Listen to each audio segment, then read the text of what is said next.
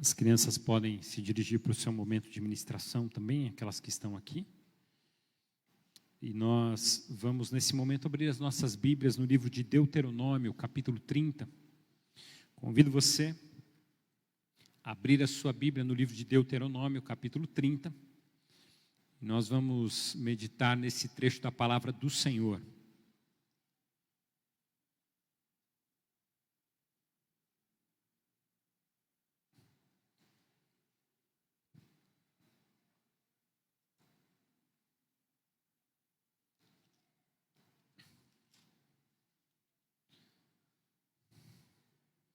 O tema da mensagem de hoje é um tema simples e muito importante para o nosso dia a dia. O tema é saiba escolher. Saiba escolher. Deuteronômio capítulo 30, nós vamos ler dos versos 19 ao verso 20. Nós vamos ler dos versos 19 ao 20, que diz assim: Eu hoje lhes declaro... Opa, peraí, eu acho que eu vi o texto errado aqui. Capítulo 30... Ah, não, eu estou lendo o 18. Ah, agora sim, é o 19. Hoje, invoco os céus e a terra como testemunhas contra vocês, de que coloquei diante de vocês a vida e a morte, a bênção e a maldição. Agora escolham a vida, para que vocês e os seus filhos vivam, e para que vocês amem o Senhor, o seu Deus, ouçam a sua voz e se apeguem firmemente a Ele. Pois o Senhor é a sua vida, e Ele lhes dará muitos anos na terra que jurou dar aos seus antepassados, Abraão, Isaque e Jacó.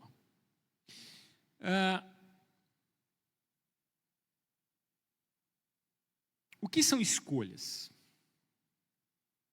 Existem pesquisas que sugerem que uma pessoa comum, como eu e você, façam em torno de 3.000 escolhas por dia. E você se acha cheio de dúvidas ainda, né? Uma pessoa comum, ela faz em média mais ou menos 3.000 escolhas todos os dias. São decisões tomadas, né, diante das opções que a vida nos oferece e nos propõe. Então, há aquelas decisões que são mais simples, que são as decisões do dia a dia, que roupa você vai colocar, qual caminho que você vai trilhar, com quem você vai conversar, se você vai ligar ou não vai ligar. São essas decisões simples. Se você vai escovar o dente quando você acorda ou não, né? Que é uma decisão muito... Talvez essa seja das importantes, né? Mas há aquelas decisões que nós consideramos realmente mais importantes. Como decidir se eu vou permanecer no trabalho ou não, se eu vou aceitar aquela proposta que chegou para mim ou não, se eu vou mudar de cidade ou se eu não vou mudar de cidade, se eu vou romper um relacionamento ou se eu vou deixar aquele estoure lá na frente. Eu preciso tomar esse tipo de decisão o tempo todo. As decisões mais simples são mais comuns e cotidianas, mas as decisões complexas, elas estão aí cercando a minha vida e em determinados momentos eu tenho que tomá-las. Agora, eu tenho que tomar decisões. E às vezes você fala assim, não, mas eu estou em dúvida, eu não vou decidir por nada. Quando você decide não tomar nenhuma decisão, você está decidindo por alguma coisa também. Porque não tomar uma decisão é uma decisão que você toma. Não, eu não vou mexer nisso, não. O relacionamento está difícil, mas eu não vou conversar, não vou mexer nisso, não. Deixa acontecer. Quando você toma essa decisão, você está tomando a decisão de correr o risco de que isso venha trazer transtornos mais lá na frente e talvez ser irremediável lá na frente. Né? Como eu disse aqui a semana passada, o homem ele é muito assim. As mulheres, elas, quando vem um problema, elas querem resolver rápido. A mulher quer discutir o relacionamento. O homem, quando ele vê um problema, ele vai postergando, vai jogando para frente. E aí, quando chega lá na frente, quando tudo estoura, quando a roupa dele já está na mala para fora de casa, aí ele fala assim, agora eu vou procurar uma ajuda. O homem, ele demora para procurar ajuda. Então, às vezes, o casamento está vivendo uma crise e você decide não resolver a crise.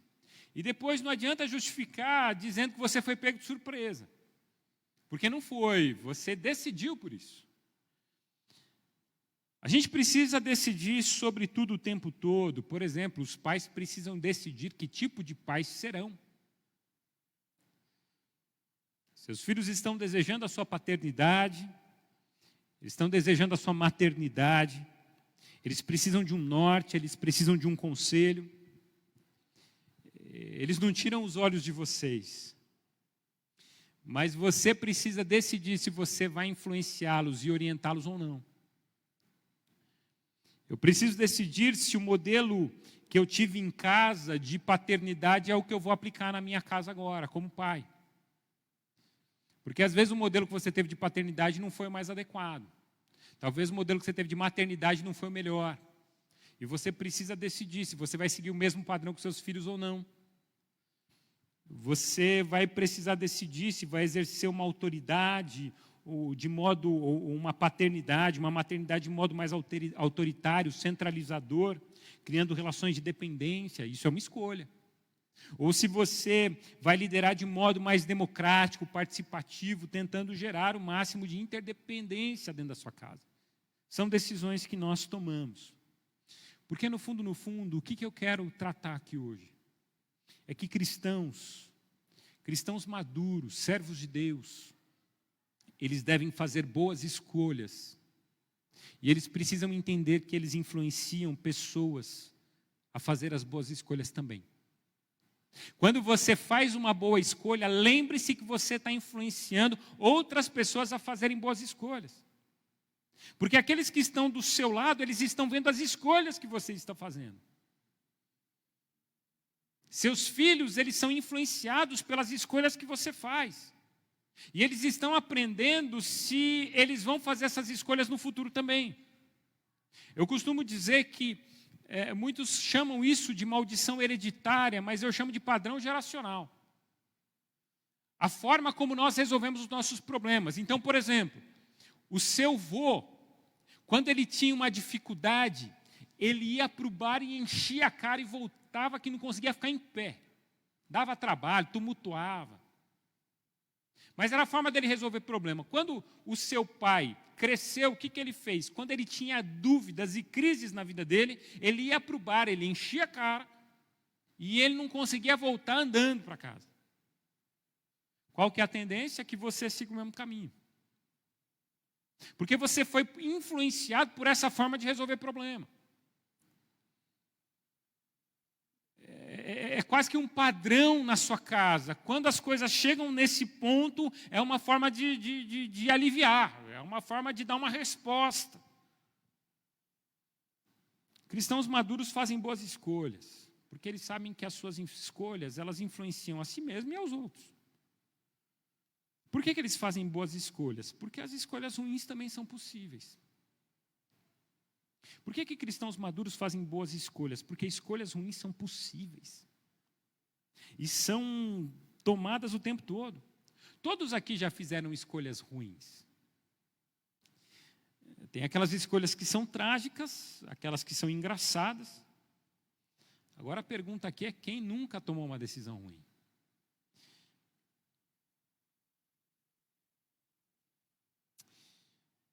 Eu acho que a gente tem a responsabilidade, a possibilidade o tempo todo de fazer escolhas boas e ruins, e a gente precisa prestar atenção nisso. Por que eu estou falando sobre isso? O texto que nós lemos, ele fala sobre escolhas. E escolhas em um momento muito difícil. Qual que é o contexto do texto que nós lemos? Moisés estava nos seus últimos dias de vida. Ele levou o povo até as margens do Rio Jordão, e eles então estavam prestes a atravessar o Rio Jordão e começar as conquistas daquelas terras que Deus prometeu para eles, aquela terra que emana leite e mel, aquela terra que é uma terra maravilhosa, que Deus daria por herança ao seu povo. Eles estavam prestes a entrar na terra. Eles estavam prestes a viver ali momentos maravilhosos e especiais. Só que quando eles chegam nesse momento, Deus já tinha falado para Moisés que Moisés não entraria, Moisés não atravessaria o Jordão. Moisés ficaria por ali. Naquele momento, Moisés estaria prestes a morrer. Então, Moisés, no livro de Deuteronômio, ele vai fazer quatro discursos para o povo. Ele vai começar a organizar, gente, vocês permaneçam com as festas em determinadas épocas, vocês nessas festas façam a leitura de toda a lei, vocês organizem, façam isso. Moisés ele começa a organizar, ele começa a escrever leis. Ele começa a organizar o povo para que o povo passe a terra e se organize como nação. E é nesse momento que Deus fala com Moisés e Moisés chama Josué e fala assim, Josué, a partir de agora é com você, porque eu não atravesso o Jordão, eu fico por aqui. E quem vai levar e quem vai liderar o povo pós-Jordão é você. E uma das falas de Deus para Moisés é a seguinte, Moisés, eu quero só dizer uma coisa para você, é chato ouvir isso no final da sua vida, mas é o seguinte, esse povo eles vão formar a terra deles, mas eles vão me desobedecer, eles vão fazer ídolos, eles vão adorar outros deuses, eles vão fazer tudo aquilo que eu já disse que não é para fazer. E eu vou dizer para vocês que eu vou mandar nações para que essas nações julguem eles.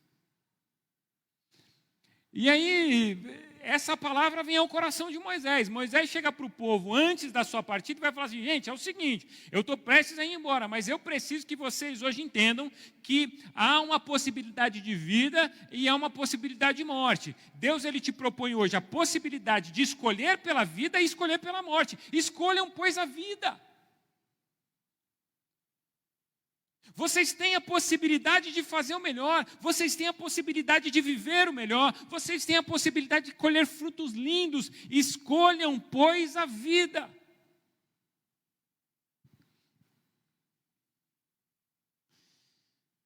É difícil, porque mesmo falando tudo isso,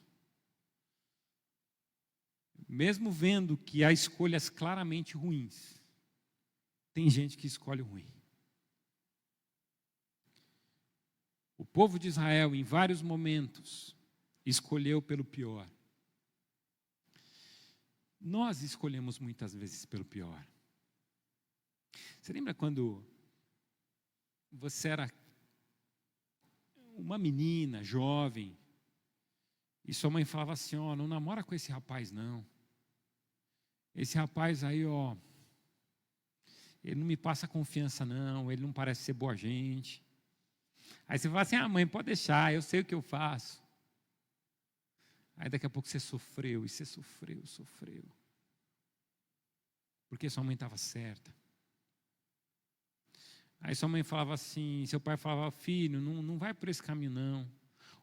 Não faz isso não viaja para esse lugar não, é tão perigoso. Aí você foi lá e sofreu.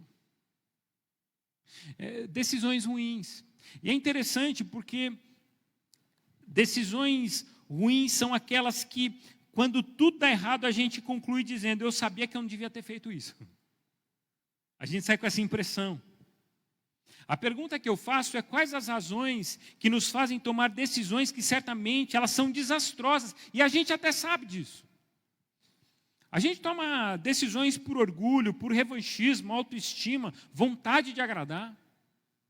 Esses dias um jovem chegou aqui para mim e falou assim, eu fiquei sabendo de umas coisas, de uma moça.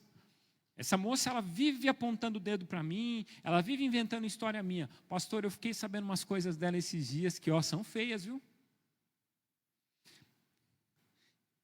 Eu posso falar para ela que eu estou sabendo? Porque assim, eu estou lembrando da Bíblia, que a Bíblia fala para a gente exortar o irmão, para a gente não sei o quê. Ele começou com um discurso bíblico até. Fica tranquilo que não é daqui da igreja, tá? Fica em paz. Tem um monte de gente que diz, será que é comigo? Não, não é. Fica em paz. E aí ele começou com um discurso bíblico bonito. Pastor, porque tem aquele negócio, chama teu irmão, se teu irmão está em pecado, né? Exorta ele. Aí eu falei, irmão, posso dizer uma coisa para você? Você não está querendo exortar, você está querendo se vingar. Você tem até um sorriso de canto quando você fala isso. Sabe aquele sorrisinho de canto que aparece de repente? É aquele sorriso da vingança. É como se você tivesse uma arma para tirar contra. Eu falei, sai dessa. Não é seu papel. Deixa para o seu pastor resolver isso. Você não precisa resolver essas coisas. Deixa que Deus está tomando conta de tudo. Cuidado com o revanchismo. Porque às vezes você fala uma coisa assim, você começa a levantar esse tipo de história e depois quem se dá mal é você. É você.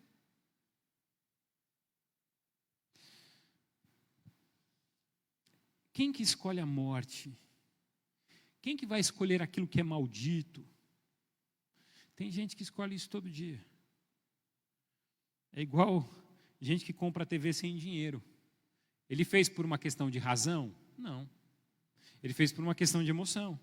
Né? Você está endividado, você sai de casa para esparecer e volta com uma televisão de 59 polegadas debaixo do braço. Fala assim, eu deu vontade, comprei. Mas cadê? Que razão é essa? Que coisa boa que você está fazendo. Porque alguém põe a família a perder, porque alguém escolhe a tragédia, por questões emocionais. Tem gente que escolhe a desgraça. Por exemplo, eu sou corintiano. Eu sou corintiano, cara. Quer alguém que escolhe tragédia igual eu? Mas não ri não, porque tem gente que é São Paulino, viu? Tem gente que é São Paulino aqui. Então não ri só de mim, não. Tem gente que escolhe a tragédia. As nossas escolhas são motivadas por diferentes intenções. Tem escolhas que elas são tomadas pelo inconsciente. Pastor, por que você está falando tudo isso? Porque hoje a gente precisa entender diante de Deus que nós precisamos orar e começar a tomar boas decisões.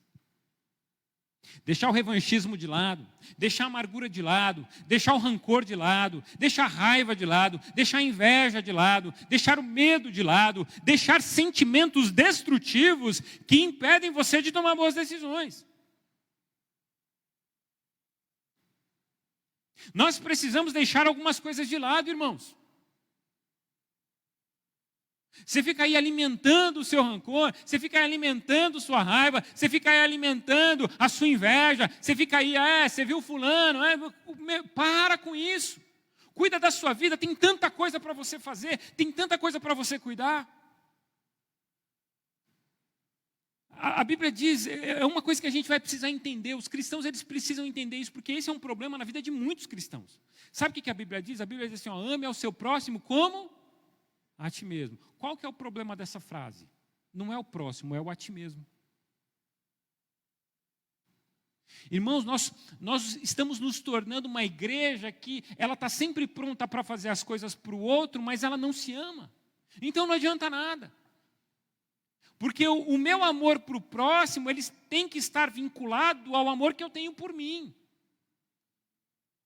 O amor que eu transmito às pessoas, ele tem que estar vinculado ao amor que eu tenho por mim mesmo, porque eu entendo que esse é o amor de Deus. Porque esse amor, ele tem como fonte a presença de Deus. Então eu quero fazer um convite para você hoje, porque para você tomar boas decisões, você precisa primeiro amar quem você é. Você precisa amar a sua vida. Você precisa gostar de si. Você precisa valorizar quem você é. Você precisa olhar para dentro e dizer assim, olha, eu sou um servo do Deus Altíssimo, eu sou um abençoado, eu sou alguém que se encontrou com a glória e a majestade de Cristo, eu sou alguém regenerado pelo sangue do Cordeiro, eu sou alguém em quem o Espírito Santo habita. Amém, igreja? Louvado seja Deus por isso. Você é alguém em quem o Espírito Santo habita. Pastor, mas eu sou um miserável pecador. Somos todos. E essa consciência nos faz entender que Cristo nos alcançou e Cristo nos tirou das trevas e nos transportou para o reino da tua luz. Ele me amou. E aí ele vai dizer, ame ao teu próximo como você ama você mesmo. E aí eu tenho que começar a olhar diferente para mim. Porque assim, eu entendo que tem muita gente que tem dificuldade de amar a si mesmo porque nunca se sentiu amado, desde criança. Teve gente que foi violentada na infância e nunca conseguiu vencer isso. Aliás, assim, irmãos, o número de pessoas adultas hoje que foram violentadas na infância é muito grande. É muito grande. Tem muita gente. Um tempo atrás eu atendi um empresário. Um cara assim que tinha uma postura, empresário, bem-sucedido, 3 empresas. Conversando com ele, daqui a pouco ele começa a abrir o coração e vai falando, até que ele começa a chorar e ele não aguenta. Ele fala assim, pastor, quando eu era criança, eu fui abusado pelo meu primo. E ele me ameaçou e ele disse que se eu contasse para alguém, ele ia me matar. É a primeira vez que eu estou contando isso. Depois de anos e anos e anos e anos. Gente que foi maltratada, gente que foi esquecida, gente que foi abandonada. E aí de repente você chega na fase adulta, você não liga para quem você é. Você não consegue olhar para si mesmo, você não consegue encontrar valor na pessoa que Cristo deu valor. Então hoje eu quero convidar você, como servo de Deus que você é, como serva de Deus que você precisa olhar para você com um olhar de amor e aprender a fazer as melhores escolhas, porque o que tem de gente fazendo escolha ruim de propósito não está de brincadeira. É muita gente. É muita gente. Uma vez atendi uma mulher que tinha apanhado o marido. Eu falei, irmã. E ela foi contando como o marido dela a humilhava. E de repente ela falou assim para mim, mas você sabe, pastor, que às vezes eu faço umas coisas que eu também não entendo. Eu falei, irmã do céu. Como assim? Você está querendo dizer que a culpa é sua? Porque carrega esse estigma de que ela deve ser maltratada mesmo. E eu não tomo decisão por ninguém. Se chegar alguém e falar assim, meu marido me deu um tiro, eu vou sempre falar assim, difícil, né? Mas você precisa decidir se você quer continuar vivendo isso ou não. Porque a pessoa precisa decidir se ela quer continuar vivendo a tragédia ou não. Não sou eu que decido por ninguém, eu não decido nada. Se um dia alguém falar assim, o pastor falou para eu acabar com o meu casamento, eu falo, mentira, eu nunca falei isso. Ela fala assim, mandou eu ficar casado, também mentira, eu nunca falei isso. Pastor, você não quer que as pessoas fiquem casadas? Eu falei, eu quero. A gente luta pelo casamento. Mas quem tem que tomar a decisão é quem está lá, não sou eu. E essa irmã passou um tempo, ela veio de novo. Só que aí agora tinha sido um negócio mais pesado. Aí tinha ficado feia a coisa. Eu falei para ela, irmã, você precisa decidir se você vai deixar isso piorar ou não. Por quê? Porque eu tenho que me dar valor ou não. Eu tenho que dar um basta ou não. Sou eu que tenho que dizer quais os limites que as pessoas podem chegar na minha vida. Como um presbítero de uma igreja, um dia me procurou e falou assim, pastor, eu não aguento mais. Toda vez que minha cunhada vem em casa, ela põe minha esposa para baixo e ela sai, minha esposa fica depressiva, minha esposa é isso. O que eu faço? Eu falei, fecha a porta. Simples. Não deixa ela entrar. Ele falou, mas é a irmã da minha esposa. Eu falei, não interessa. Essa decisão é você que tem que tomar. Se a pessoa está fazendo mal, fecha a porta e fala assim, enquanto você estiver fazendo mal, você não entra. O dia que você começar a falar coisa boa, aí eu abro de novo a porta e você pode entrar na minha casa.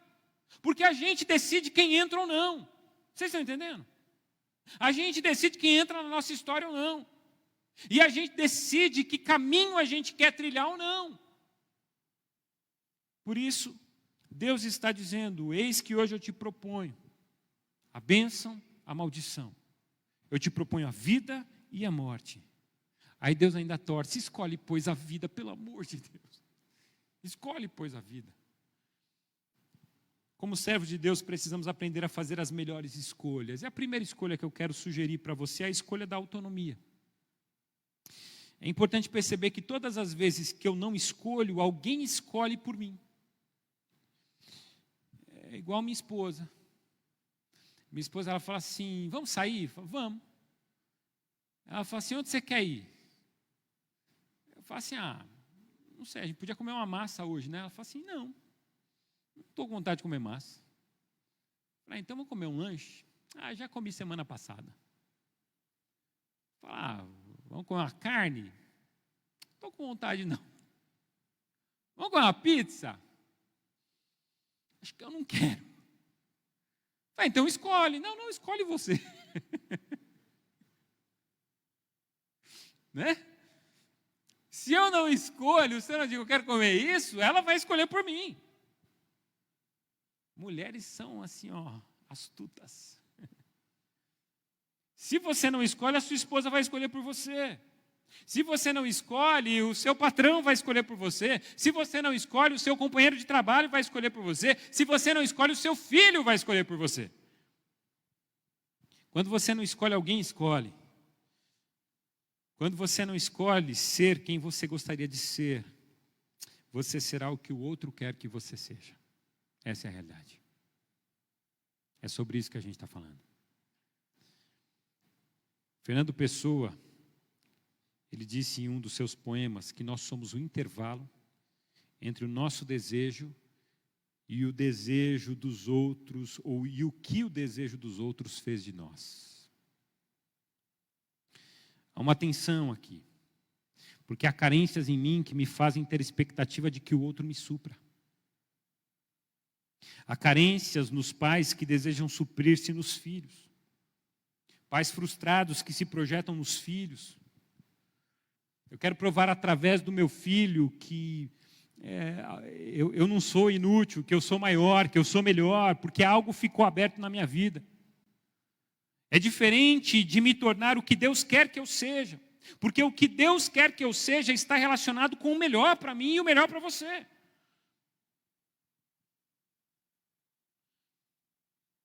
Aí eu vou me perdendo na minha falta de identidade.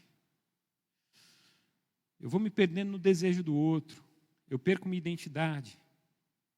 E eu começo a me tornar refém e desejoso de agradar os outros. Aí Deus olha para mim e fala assim: escolhe, pois, a vida. Aí Deus vem para Moisés e fala assim: Moisés, prepara um substituto. Porque assim, Moisés ele era tão resolvido que o fato de ele não entrar na terra prometida fez com que ele ficasse bem. Chamasse Moisés, preparasse Moisés e falasse: Moisés, você que vai. Porque assim, Moisés, o que é uma pessoa autônoma? A palavra autônomo significa lei de si mesmo, lei. Uma pessoa autônoma é uma pessoa que tem um controle sobre si. Ela sabe respeitar a si mesma e respeitar seus limites. Ela sabe que às vezes ela não vai além e ela aceita bem isso. Ela sabe que há conquistas que ela não vai exercer, mas outra pessoa vai exercer no lugar dela. E é o que acontece com Moisés e Josué. Quem que levou o povo até o Jordão? Foi Moisés, mas quem que ia entrar na terra prometida? Josué. Muitos ficariam incomodados, muitos ficariam ali angustiados. Mas eu que trouxe até aqui, eu que enfrentei os 40 anos de deserto, eu que passei, e agora é Josué que vai entrar. Moisés chamou Josué e falou assim: Josué, agora é com você, irmão. Eu não vou ficar criando sentimento ruim, eu não vou ficar gerando sentimento ruim. Entra nessa terra, conquista essa terra e seja feliz com esse povo nessa terra. Porque essa terra é a terra que Deus deu para nós. E eu quero dizer mais, Deus está mandando te dizer, viu, Josué? Seja forte e corajoso para que você entre na terra que Deus deu a todos nós. Gente, olha que pessoa bem resolvida. A gente precisa escolher pela autonomia, sermos bem resolvidos. A gente precisa ali ter firmeza em quem a gente é. Ah, eu não consegui alcançar aquilo, ótimo, você conseguiu alcançar tantas coisas. Ah, meu filho não fez a faculdade que eu queria, mas seu filho está ali, feliz, casado, vivendo uma vida maravilhosa. Que bênção, viva a felicidade com ele. Ah, eu não tenho a casa que eu queria, eu não alcancei sonhos. Tudo bem, você está vivo ainda? Então ore, lute para que você alcance. Louvado seja Deus por isso. Faz muito mais sentido do que ficar parado reclamando. E é isso que a Bíblia está nos ensinando. Moisés era um cara que gerava autonomia. Mas uma segunda escolha que eu vejo aqui na vida de Moisés é a seguinte: escolha a integridade. Ser íntegro é uma escolha. Eu não apenas ajudo as pessoas a serem autônomas, mas é necessário que elas sejam inteiras, íntegras. A palavra integridade significa inteiro. A pessoa íntegra é uma pessoa que não tem metade, não tem partes rompidas. Uma maçã íntegra é uma maçã que não foi mordida. E aí quando a gente olha, a gente vê que Moisés foi um homem íntegro e temente a Deus. E ele ensinou Josué o caminho da integridade. A pergunta que a gente deve fazer é: como eu vou ajudar a ser alguém inteiro se eu não sou inteiro? Então comece a trilhar um caminho de integridade se você ainda não trilha. De inteireza. Eu falo assim, você percebe que uma pessoa não é íntegra quando ela fala alguma coisa e ninguém acredita nela. A pessoa fala assim, eu tinha um amigo que quando a gente era moleque, ele falava assim, vamos lá, eu vou lá com vocês, hein? Aí na hora que ele virava as costas, a gente olhava e falava assim, alguém acha que ele vai? Aí todo mundo fala, vai nada. Por quê? Porque ele não era íntegro. Ele não tinha contorno. O que é uma pessoa íntegra? É uma pessoa que tem contornos. Eu sempre exemplifico a pessoa íntegra como uma pessoa que tem contornos. E bem definidos. Você sabe quem ela é, você sabe o que ela faz, e você sabe que não vai ter erro com ela. Por exemplo, se eu chegar para você e falar assim, isso aqui eu aprendi no Homens com Propósito. Se eu chegar para você e falar assim, gente, desenha para mim uma uva, um cacho de uva. Cada um aqui vai desenhar um cacho diferente. Vai ter gente que vai desenhar com 6 uvas, vai ter gente com 20, vai ter gente que vai desenhar um cacho enorme, vai ter uva desse tamanho, vai ter uva enorme. Se eu falar para você, desenhe uma laranja, todo mundo vai fazer uma bolinha. Por quê? Porque o cacho de uva, ele não tem contorno bem definido. Cada um vai ver de uma forma. A laranja não, todo mundo entende que ela é redonda. Eu acho que assim a gente deve ser. Quando alguém falava de Moisés, todo mundo sabia quem era Moisés, e todo mundo sabia da integridade de Moisés. Tanto que quando Moisés morre, a Bíblia diz que o povo fica 30 dias chorando a morte de Moisés. Quando alguém que é um exemplo de vida para a gente morre, a gente fica mal. Por quê? Porque a gente olhava para aquela pessoa e a gente achava que ela era inteira, ela era íntegra. Ela era um exemplo. Agora, quando a pessoa não é boa, fica igual aquele velório que eu fui uma vez que uma moça me ligou e falou assim, pastor, você não faz o velório do meu pai? Eu fui fazer o velório. Eu não conhecia o pai dela. E quando eu cheguei no velório, estava ela e a irmã só, não tinha mais ninguém. E não era pandemia, não. Só tinha as duas. E aí eu falei, vai vir mais alguém? Ela falou assim, acho que não vem mais ninguém. Eu sei, porque velório só com 2 filhas. Eu falei, mas o que aconteceu? Ela falou assim, meu pai era um cara muito difícil. Ele teve várias esposas. E a última esposa que ele teve, ele abandonou faz tempo. E ele fez mal para a família dela, assim como ele fez mal para a gente. Só que agora, no final, as únicas pessoas que foram lá dar atenção para ele foi eu e minha irmã. Fomos eu e minha irmã. E eu fiquei pensando, faltou integridade nesse homem. Faltou uma boa forma para esse homem. Eu acho que quando a gente não tem um formato íntegro, a gente sofre. E a gente vai perdendo a forma. Moisés, ele tinha uma forma tão maravilhosa que Josué queria ter uma forma igual. Josué era um cara tão íntegro que ele pega o cajado e passa para Josué e fala assim: Josué, agora você leva. Sabe, confia. Não confia em mim, confia em Deus. Eu confiei em Deus, faça igual a mim. É o que Paulo diz, o apóstolo Paulo diz: sejam meus imitadores assim como eu sou de Cristo. Ou seja, e me imitem no fato de que eu imito a Cristo. Não que eu seja o maior exemplo, mas a minha integridade e o meu valor está em Cristo. Eu tento ser igual a Ele, então façam isso também, tentem ser igual a Ele. Porque quanto mais parecidos com Cristo nós somos, mais a gente muda a nossa realidade. E terceiro e último lugar, escolha a excelência. Porque excelência também é uma escolha. Porque a gente pode escolher a mediocridade, não pode? A gente pode escolher o trabalho mais ou menos, não pode? Às vezes, qual que é a briga em casa? Você fala assim para os meninos: faz o trabalho, aí eles fazem a... Não, filho, mas faz bonitinho, pinta bonitinho isso aqui. Né? Ele fala assim: não, mas está pintado já. Não, peraí, isso aqui não é um negócio bem feito. Ah, não, mas eu não preciso. Por que tem que fazer? Porque você tem que fazer com excelência. Eu não quero que você vire um neurótico que fica assim: ah, meu Deus, não posso. Fica ali 5 horas para fazer um negocinho, apaga e faz de novo, apaga e faz de novo. Uma coisa que... Não é isso. Mas eu quero que você faça o melhor que você pode. A gente não pode entregar qualquer coisa. Aí eu pergunto para você: em nome de Deus, vale a pena a gente entregar qualquer coisa? Você é um representante de Deus na terra. Você fala do Evangelho de Cristo. Você fala de Cristo, da mudança que Deus faz. As pessoas começam a olhar para você e elas falam assim: ó, esse aqui, ele segue a Deus, hein? Só que aí você começa a dar mau exemplo, o pessoal começa a ver: esse cara não sei não, hein?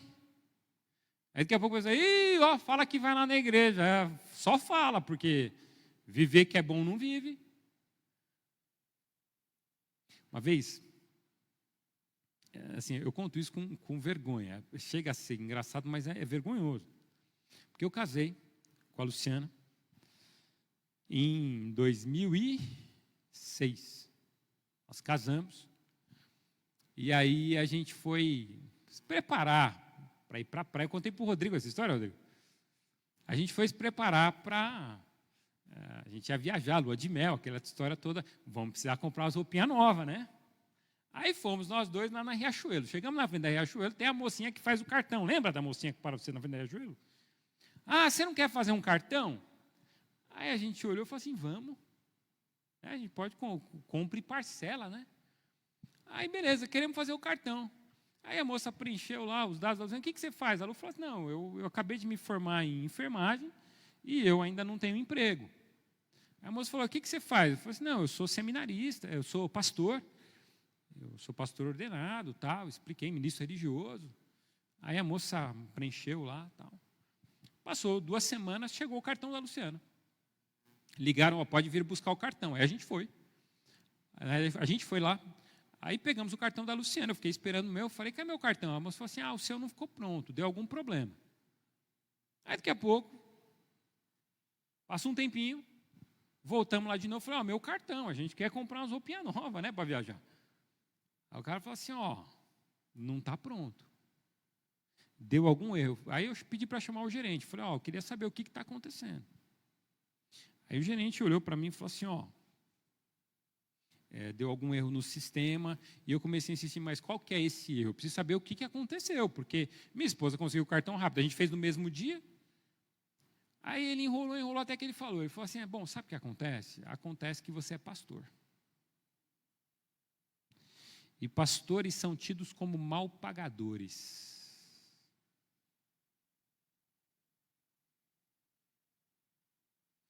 Eu não sei se eu escondia, se eu ficava bravo. Eu não tinha resposta para aquilo lá.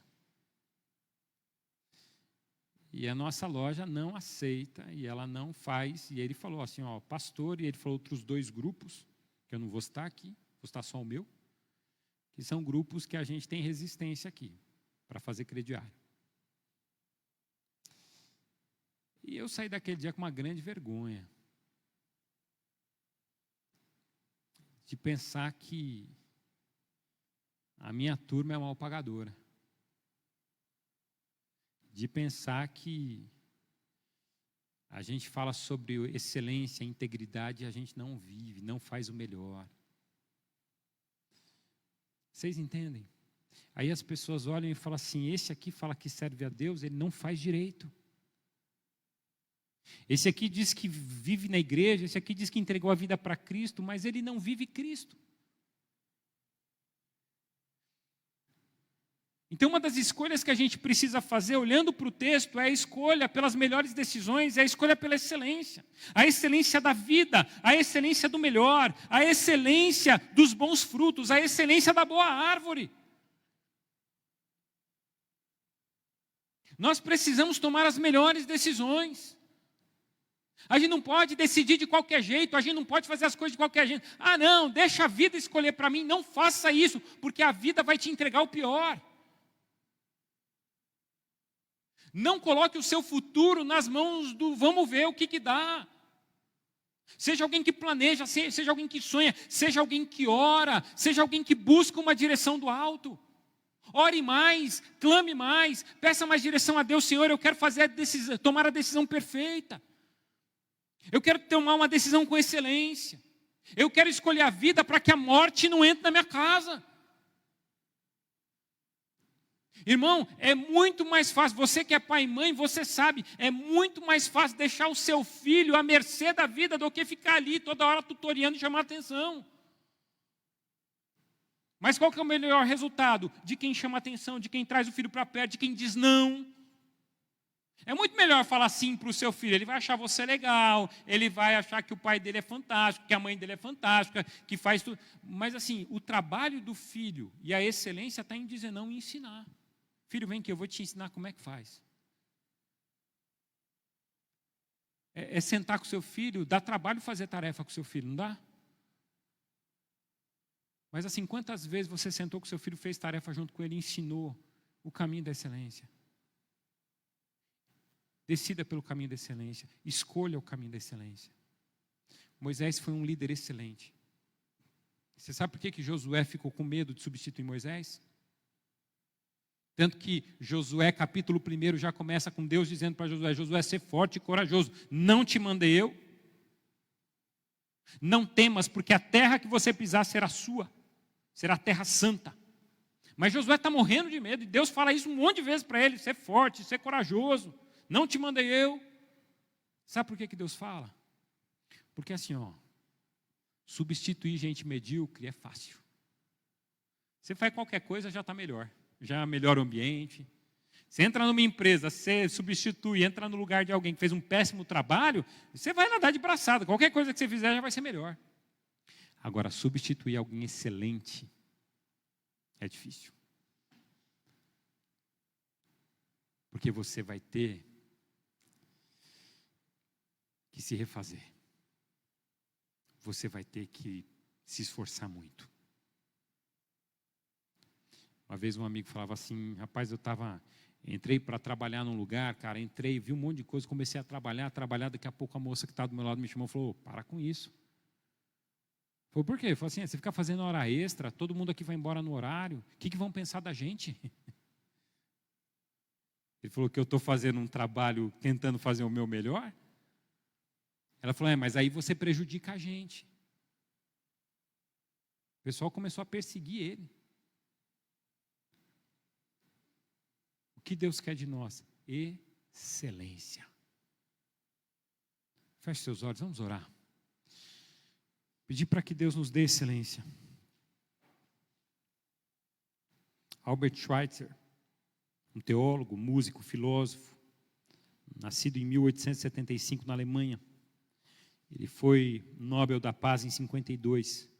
Ele disse que dar o exemplo não é a melhor maneira de influenciar os outros, é a única. Dar o exemplo é a única. Seja um exemplo nas suas escolhas. Faça as melhores escolhas. Saiba escolher em nome de Jesus. Feche seus olhos, vamos orar.